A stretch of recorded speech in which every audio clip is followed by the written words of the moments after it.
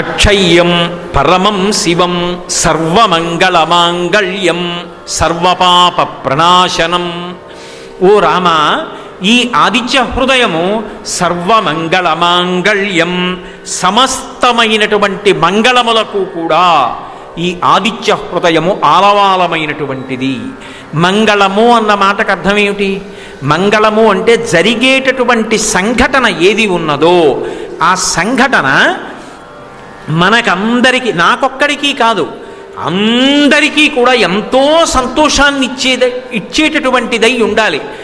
కామ్యం ఉన్నదనుకోండి, ఏదో ఒక కోరికతో నేను చేస్తున్నాను అనుకోండి, నాకు ఒక మంచి భార్య రావాలని నేను బ్రహ్మచారిగా ఉండగా ఏదో వ్రతం చేయడమో ఏదో లేకపోతే ఆ స్తోత్రాన్ని చదవడమో చేశాను అనుకోండి, నాకు మంచి భార్య అనిపిస్తే చాలు.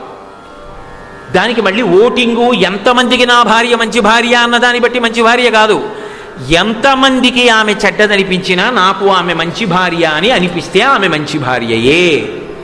అంతేనా కదా? తప్ప ఎంతమంది ఒప్పుకుంటే మంచి భార్య అన్న మాట ఉండదు. భర్తకి నచ్చితే మంచి భార్య, ఆవిడికి నచ్చితే మంచి భర్త. లోకమంతా మెచ్చుకున్నా ఆవిడికి ఆయన, ఆయనకి ఆవిడ నచ్చనప్పుడు లేదు.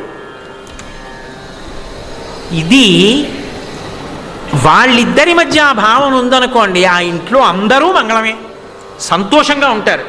ఆ పిల్లలు సంతోషంగా ఉంటారు, బంధువులు సంతోషంగా ఉంటారు, తల్లిదండ్రులు సంతోషంగా ఉంటారు, పాలు పోసేవాడు సంతోషంగా ఉంటాడు, పక్కింటి వాడు సంతోషంగా ఉంటాడు, స్నేహితులు సంతోషంగా ఉంటారు.